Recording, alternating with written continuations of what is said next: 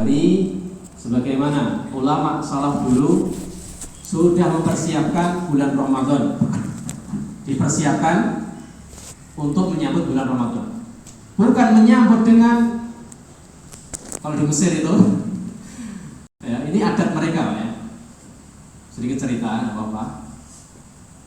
Di mereka bulan Ramadan lebih meriah daripada Idul Fitri.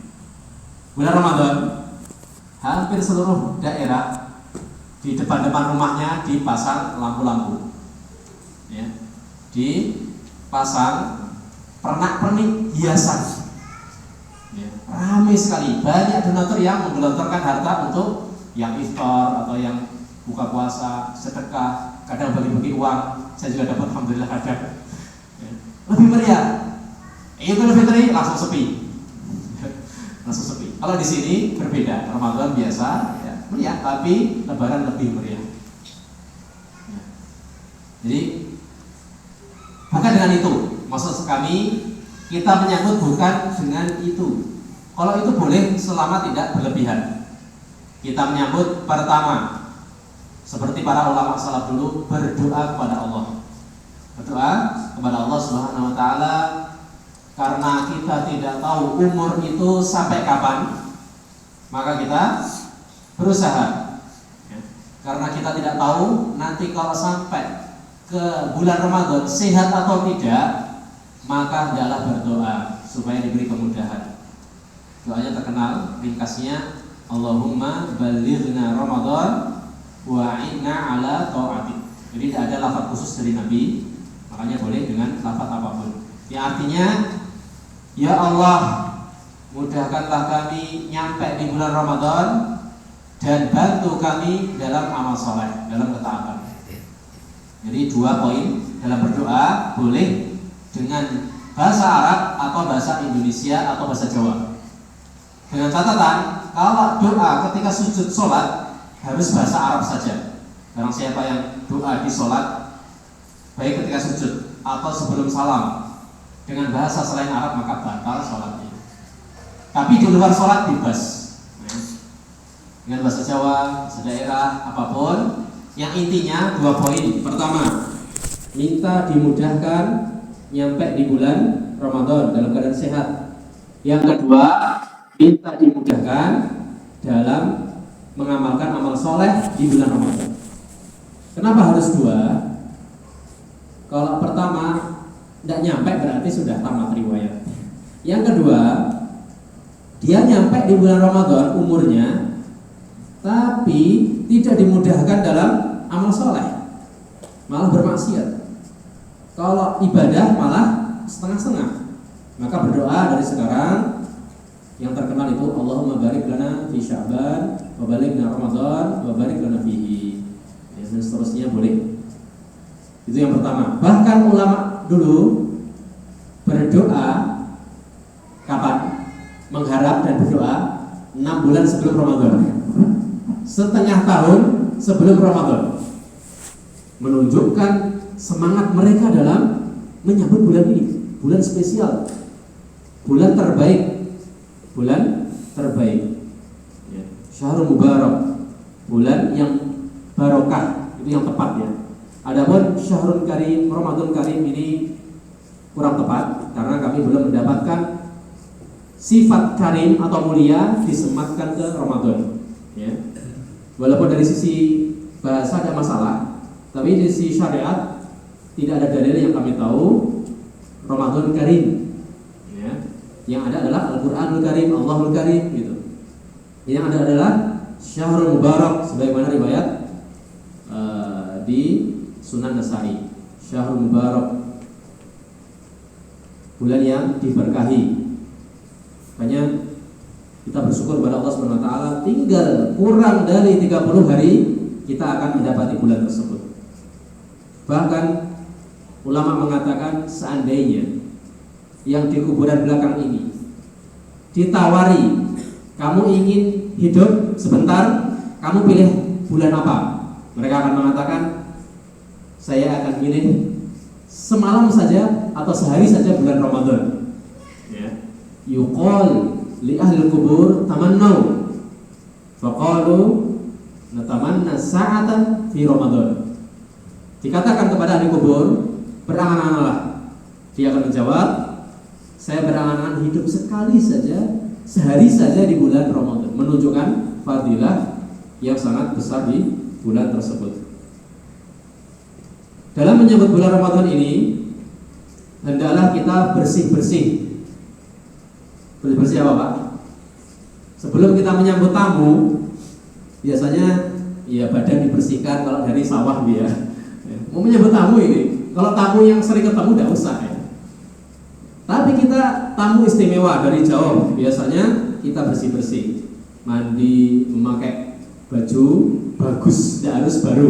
Kalau syukur baru tidak masalah.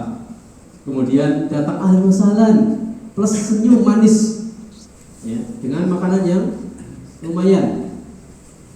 Maka juga seperti itu dalam menyambut Ramadan, kita harus bersih-bersih hati. Ini nyambung dengan tema bab akhlak mulia dan akhlak tercela yang harus kita jauhi. Jadi istilah tazkiyatun nafs, membersihkan jiwa, adalah sebelum beramal saleh kita bersihkan dulu, ya. Sebelum kita memasukkan air amanah, ngapunten ini enggak promosi Pak ya, memang di sini amanah biasanya. Sebelum kita masukkan air ini, kita yakin dulu botolnya atau wadahnya ini bersih dulu, ya. Bersih dulu.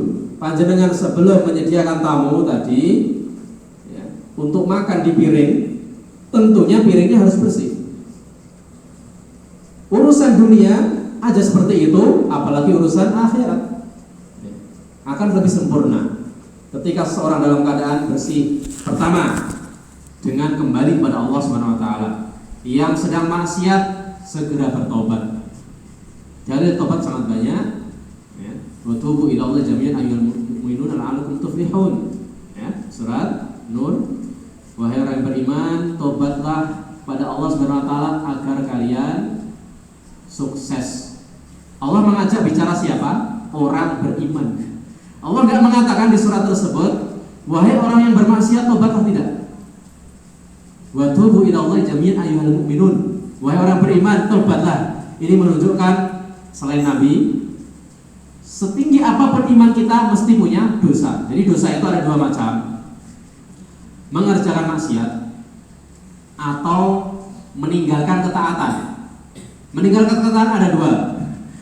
Meninggalkan ketaatan secara mutlak, nggak sholat gitu misalnya, harus tobat. Atau meninggalkan kesempurnaan ketaatan. Dia sholat tapi kurang khusyuk. Dia sholat banyak yang makruh dikerjakan, ya. Makanya setelah sholat sangat dianjurkan untuk istighfar, padahal dia tidak sedang maksiat setelah sholat ini. Dan orang mayoritas ketika sholat, Allahu Akbar, teringat launya apa gitu ya. Allahu Akbar, oh punya utang ini, Allah, kurang khusyuk. Belum ketika sholat, matanya kemana-mana, pikirannya, tangannya, ini perlu diistighfari. Karena apa? Karena jenis yang kedua, dia beramal saleh meninggalkan kesempurnaannya, ya, meninggalkan kesempurnaannya. Dari sekarang kita bertobat kepada Allah Subhanahu wa taala, istighfar. Bahkan Nabi kita Muhammad yang sudah jelas-jelas telah diampuni dosa yang telah lalu dan akan datang, Nabi kita istighfar minimal 70 kali dalam sehari, Bu. Ya. Rasul bersabda, ya ayuhan nas, istaghfiru rabbakum wa tubu ilaihi, fa inni astaghfirullah wa atubu ilaihi fil yaum 100 marrah. Wa fi riwayah 70 marrah, yang artinya, wahai manusia, istighfarlah kepada Allah dan tobatlah, karena saya, kata Nabi, sehari minimal tobat dan istighfar 70 kali atau 100 kali. Monggo, kita sudah berapa kali istighfar dalam sehari? Dan istighfar ini tidak harus duduk manis di dalam masjid setelah sholat, tidak harus.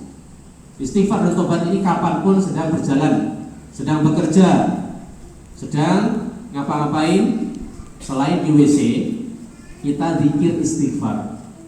Maka dengan harapan kita mendapatkan kebersihan hati. Yang kedua, kenapa harus membersihkan hati? Karena dosa yang belum ditaubati ini memberatkan kita dalam beramal soleh. Dosa walaupun sifatnya bukan kasat mata, nggak bisa dilihat ya, dosa ini nggak bisa dilihat. Panjenengan bisa melihat dosa saya atau mencium baunya, seandainya dosa bisa dilihat dan dicium, maka kita tidak mau kumpul bareng ini, malu. Mau keluar, cium bau. Mau keluar, kelihatan dosanya. Ini merupakan rahmat Allah Subhanahu wa taala. Dosa ini nggak kelihatan. Walaupun asarnya kadang kelihatan di muka atau tapi secara umum dosa tidak kelihatan.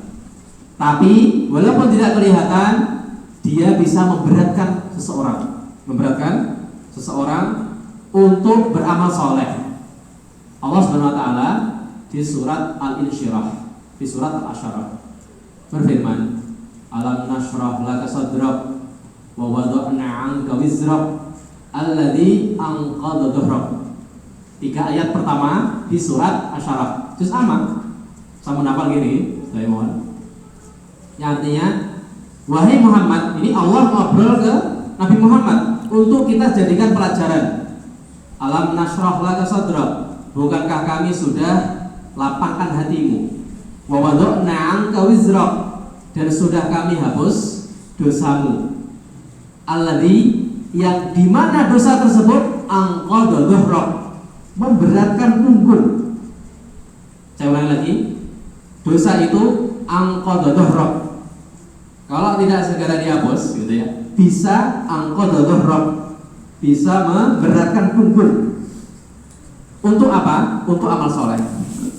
Makanya orang itu kadang berat bangun malam, bisa jadi kemungkinan besarnya dengan dalil ini belum bertobat. Di siang hari bermaksiat pada Allah Subhanahu wa taala, sebelum tidur tidak tobat, maka berat dalam amal soleh. Berangkat ke masjid, berangkat kajian, berat, bisa jadi belum tobat dari minum khamar, riba, dan dosa-dosa yang lain. Dan mudah-mudahan ini semakin ramai karena sudah diampuni dosanya, amin ya rabbal alamin. Jadi kenapa kita harus segera bertobat dari sekarang? Supaya kita menjalankan puasa nanti dan amal soleh di bulan Ramadan, yang detailnya akan kita kaji di pertemuan setelahnya, agar kita dimudahkan Allah dalam beramal soleh di bulan Ramadan. Jadi bulan Ramadan ini minimal berapa hari, Pak? 29 hari, maksimal 30 hari ya, 30 hari. Dibandingkan 1 tahun yang berjumlah 365 ya, atau 60 tergantung kalender jenengan ya. Intinya dibandingkan bulan-bulan yang lain ini sangat sedikit. Makanya Allah sebutkan di Al-Quran, di Al-Baqarah, ayyam ma'dudat.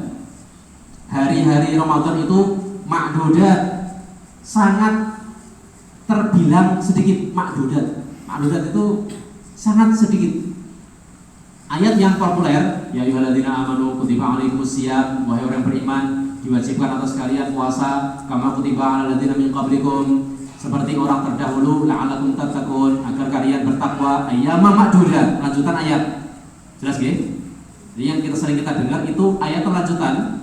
Bulan Ramadan itu ayyama ma'dudat, hari sangat sedikit. Nah, hari yang sedikit ini kita maksimalkan. Bulan Ramadan bulan spesial, bulan musim panen. Bulan musim panen. Biasanya Pak Bu, apunten niki tiyang-tiyang mriki ingkang sadean dodolan bisnis, biasanya ada musim-musim harga naik ya.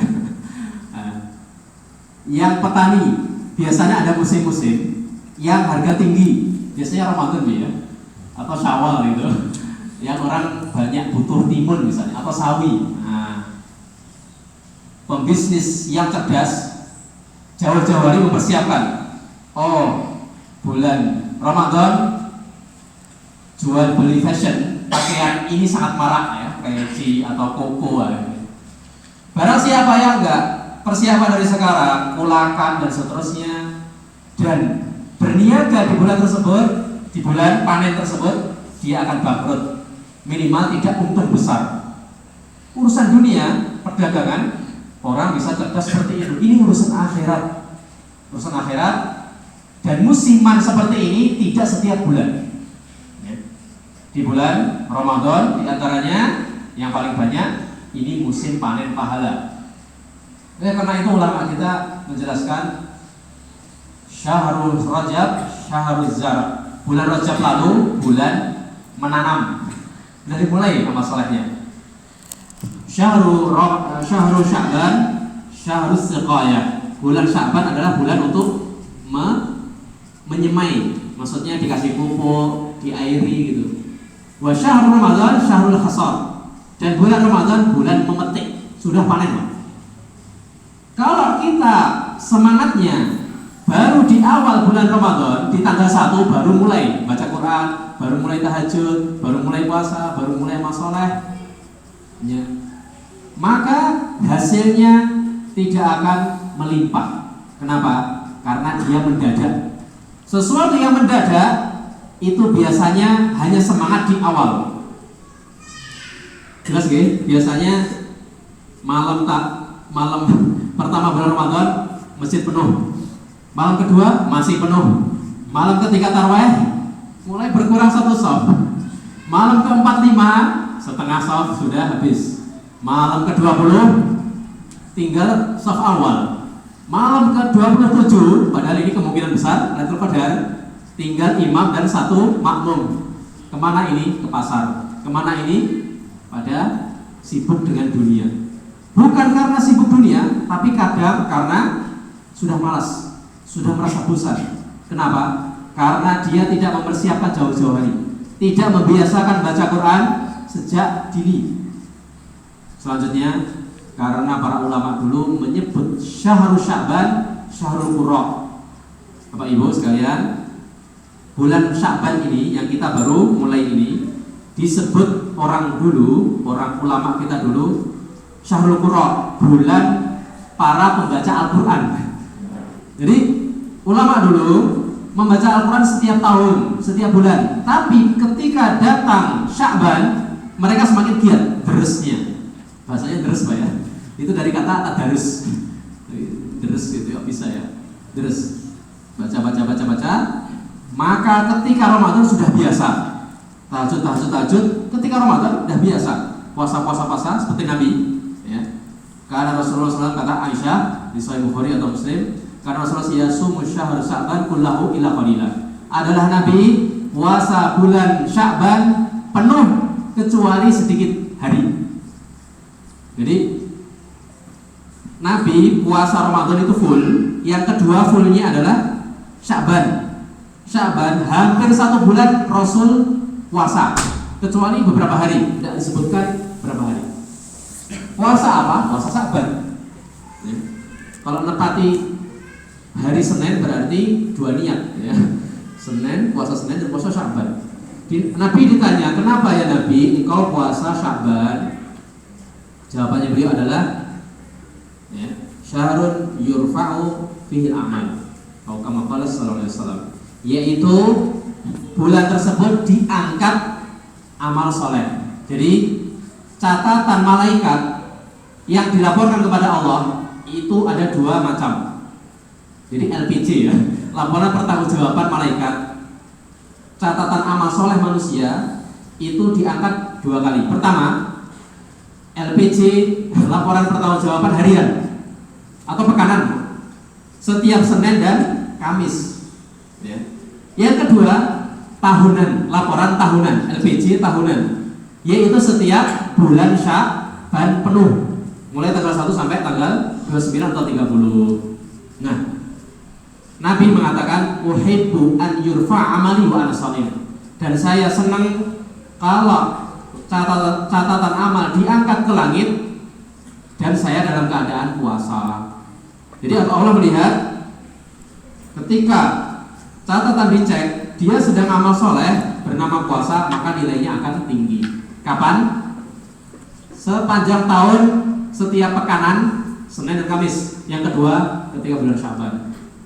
Faedah yang kedua, kenapa Nabi mengajarkan banyak puasa di bulan Sya'ban? Untuk melatih tadi yang saya sebutkan, untuk membiasakan puasa. Saya tidak sempat puasa nih, bulan Sya'ban penuh atau hampir penuh ya. Ya udah, Senin Kamis. Kalau tidak bisa lagi, Daud lebih banyak ya. Kalau tidak bisa lagi, 3 hari saja, ya, yaitu Ayyamul Bid. Atau hari apapun boleh. Misalnya saya hari Selasa pengen puasa Sya'ban boleh, ya. Atau di hari Ahad boleh, ya. Yang jadi perdebatan adalah di hari Jumat saja atau Sabtu saja. Lebih baik sebelum dan setelahnya itu dipuasai. Jadi ini gunanya adalah untuk melatih diri. Saya nggak sempat puasa sama sekali karena kalau siang itu ke sawah, tidak kuat harus minum. Nggak apa-apa. Karena tujuannya melatih. Kalau panjenengan sedang lapar, jangan langsung makan, tunggu dulu. Ya, tunggu dulu 1 jam kuat Pak. Jadi lapar tidak langsung makan. Itu untuk melatih badan. Kalau tidak terlatih, hari pertama Ramadan, kedua, ketiga ini langsung kehilangan banyak kebaikan. Rebahan dari pagi sampai sore, bangunnya hanya ketika sholat, habis itu tidur lagi. Banyak pemuda kami lihat seperti itu. Karena tidak terbiasa lapar. Jadi lapar itu menyehatkan. Ya. Saya tambahi, salah satu fungsi lapar dalam keadaan puasa atau tidak puasa secara umum, kata para dokter adalah supaya sehat. Walaupun hadis Nabi itu dhaif, beliau bersabda, kata hadis tersebut, sumu tasihhu, yang artinya wahai manusia, puasalah kalian, niscaya akan sehat. Tapi dari sisi kesehatan, Bu Dokter, betul Pak ya, sudah saya cek ini, Dokter Akbar, Dokter Tirta, Dokter Susahyono dan kawan-kawan, mereka hampir sepakat ini, yaitu perut dalam keadaan lapar, baik puasa atau tidak, itu sehat. Gimana?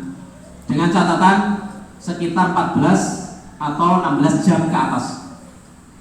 12 jam pertama perut lapar, biarkan. Karena tubuh ciptaan Allah itu canggih. 12 jam pertama rasa lapar, biarkan. Karena dia sedang memberontak mencari makanan. Biasanya ada kok nggak ada gitu ya. Biarkan saja. Canggih ini. Ketika sudah tidak ada, kita cuekin ya. Maka dia otomatis dengan izin Allah mencari lemak sebagai sumber energi, lemak. Ya. Makanya yang pengen diet ini dikurangi ya makanannya. Ya. So, sudah saya coba, alhamdulillah. Sudah ada bedanya Pak ya, pulang dari umrah kemarin dan sekarang. Ya, sudah ada bedanya. Gara-gara itu salah satunya. Nah, dia akan mencari itu. Ketika kita biarkan terus sampai 16 jam, sel baik dalam tubuh ada 2 sel baik dan sel jahat. Sel baik kalau kelaparan, nanti dicek ya sama Bu Dokter ada di sini. Sel baik ketika kelaparan 16 jam ke atas, dia akan memberontak cari makan. Makanannya apa? Sel-sel buruk dimakan. Sel kanker, sel-sel yang lain yang jahat itu, sel mati itu dimakan sel baik. Jadi makanannya sel baik itu ketika kelaparan dalam keadaan tinggi, sel buruk dimakan. Sehat atau tidak Pak kalau sel kanker mati? Sehat ya? Karena kanker ini salah satu penyakit yang paling ganas, yang kalau sudah stadium sekian ya, kronis, maka sulit disembuhkan. Biasanya dokter, ya saya angkat tangan ya, angkat kaki kalau perlu. Kanker ini tinggal nunggu harinya, kecuali keajaiban Allah, keajaiban dan karumat Allah datang ya. Jadi kita sehat Pak. Itu dari sisi kesehatan luar biasa. Jadi kalau kita merenung, Allah Subhanahu wa taala menciptakan kita. Artinya Allah lebih tahu seluk-beluk struktur manusia. Dan salah satu supaya sehat, di samping itu ketaatan, adalah puasa. Menahan selama sekian jam, 30 hari atau 29. Di samping itu kesehatan dari sisi sel-sel buruk, jahat, penyebab penyakit hilang. Kemudian metabolisme tubuh semakin stabil. Di antaranya gula darah menurun. Tolong nanti Bu Dokter kalau salah diingatkan saya Bu ya. Karena saya bukan fakir di sini, tapi sedikit banyak baca. Ya. Karena ada kaitannya. Jadi gula darah yang penyebab diabetes, penyebab stroke gitu ya, itu akan berkurang. Gara-gara apa? Gara-gara kita puasa. Kenapa? Karena banyak sekali penyakit penyebabnya makanan atau minuman yang tidak murni, yang tidak amanah minumannya. Maksudnya adalah yang ada warna, entah itu teh, entah itu macam-macam, terutama yang manis-manis. Apalagi ditambah pengawet, ditaruh di minimarket, kelihatannya seger, tapi tunggu ginjal akan rusak. Kapan sehat? Insya Allah di bulan Ramadan. Kalau perlu dari sekarang diusahakan seperti itu. Luar biasa ini syariat Islam ternyata selaras dengan kesehatan. Makanya tidak sedikit para ilmuwan Barat atau Timur gitu ya. Mereka banyak masuk Islam kapan? Setelah mempelajari, bukan mempelajari Islam, mempelajari kesehatan dulu, ilmu pengetahuan, kemudian kaget, loh, ternyata di Al-Quran sudah ada, ternyata di hadisnya sudah ada. Padahal Nabi nggak bisa baca, Nabi bukan dokter, tapi kok bisa bicara tentang masalah itu, efek-efek positifnya. Asyhadu an la ilaha illallah wa anna muhammadar rasulullah. Mereka banyak bersyahadat, ya, luar biasa. Dan kami dihubungi oleh sebagian jamaah di Idul Fitri yang hari kedua nanti, ya, ada tamu dari Jakarta Bu ya, yang hubungi siapa ini? Katanya agamanya Buddha, mau ke Magetan, ingin bersyahadat. Ya, saya diminta untuk bimbing gitu. Saya katakan, wah ini kalau nunggu nanti Idul Fitri, takutnya mati duluan. Sekarang aja syahadat. Ya kan sibuk dia kerja di restoran gitu ya. Sempatnya baru nanti pas liburan. Gimana lagi, mudah-mudahan dikasih hidup sampai sekarang, sampai nanti kemudian bisa bersyahadat menjadi saudara kita. Amin. Masyaallah muslimin wal muslimat, azza wa jalla. Ramadan ini perlu kita siapi dari sisi keikhlasan ibadah, dari sisi ilmu. Jadi menyambut Ramadan pertama dengan membiasakan amal soleh. Yang kedua dengan cara ilmu, dengan cara belajar. Kenapa? Sebanyak apapun amal soleh kita nanti di Ramadan, ketika salah dalam ilmunya, maka bisa tidak diterima. Dari dua sisi. Sisi yang pertama, dia amal soleh sesuai petunjuk Nabi, tapi tidak tahu ilmu ikhlas, tidak tahu ilmu niat, tidak diterima amal solehnya. Yang kedua, dia niatnya ikhlas, tapi tidak sesuai petunjuk Nabi, diterima tidak? Tidak diterima juga. Dalilnya, pertama, syaratnya harus ikhlas adalah Rasul bersabda, innamal a'malu binniyat, riwayat Bukhari Muslim. Sesungguhnya amal ini sah akan diterima karena didahului niat. Puasa, wah saya niatnya nanti ajalah jam 7 pagi Pak, niatnya Pak. Sah atau tidak? Tidak sah. Ini pentingnya belajar. Nabi bersabda, malam yubayyitin niyah fala siyama lahu. Barang siapa yang tidak niat di malam hari, puasanya tidak sah. Ini contoh. Dia sudah sesuai petunjuk Nabi, tapi tidak niat, tidak ikhlas niat yang tepat. Jadi niat itu bukan hanya ikhlas, tapi tepat waktunya. Allahu Akbar, baca Al-Fatihah, baru niat sholat, tidak sah juga. Kenapa? Karena ada rukun yang tanpa niat. Apa? Takbiratul ihram. Ini contoh. Yang kedua, dia niatnya sudah tepat, sudah ikhlas lillahi ta'ala, yaitu malam sebelum pagi di bulan Ramadan puasa, tapi tidak sesuai petunjuk Nabi, tidak sah juga. Rasul bersabda, Sahih Bukhari, man amila amalan laisa alaihi amruna fahuwa raddun. Barang siapa yang amal soleh tapi tidak sesuai petunjuk kami, tertolak juga. Contohnya apa? Sudah niat malam hari, Sudah niat malam hari, tapi caranya tidak sesuai Nabi. Dia memulai puasa setelah syuruk. Sahabatan Pak. Jadi sahurnya adalah setelah subuh. Matahari terbit baru mulai puasa. Dikira itu sesuai sunnah, tapi salah. Monggo. Ini penting sekali kita menyambut Ramadan dengan cara belajar. Adapun detail fikihnya, insya Allah di pertemuan setelahnya dengan izin Allah Subhanahu wa Ta'ala. Intinya kita hilangkan rasa dengki, hasad, dendam, riya dan sebagainya untuk menyambut ini dari sisi hati. Dan dari sisi fisik harus dipersiapkan, dari sisi fisik, mental. Dan yang dari sisi banyaknya dosa karena pemberat badan ini untuk amal soleh. Jadi dosa itu kayak beban. Kalau belum segera tobat, maka amal soleh akan sulit dikerjakan. Mudah-mudahan kita dimudahkan Allah Subhanahu Wa Taala menyambut nanti di bulan Ramadan.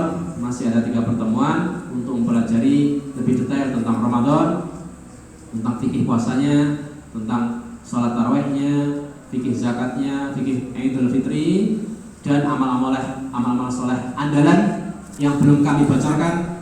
Nanti insya Allah di pertemuan setelahnya banyak sekali amal soleh yang dia sedikit tapi pahalanya besar dikerjakan di bulan Ramadan. Apakah baca Quran saja, apakah berjihad fisabilillah, apakah membantu orang lain, atau pengajian, atau bagaimana, insya Allah akan kita bahas di lain waktu. Kalau ada salahnya mohon maaf. Kita akan lanjutkan dengan sesi tanya jawab karena kami tidak akan lama karena ada rapat ya. Maka kita manfaatkan waktu yang sebentar ini. Barakallahu fikum. Wassalamualaikum warahmatullahi wabarakatuh.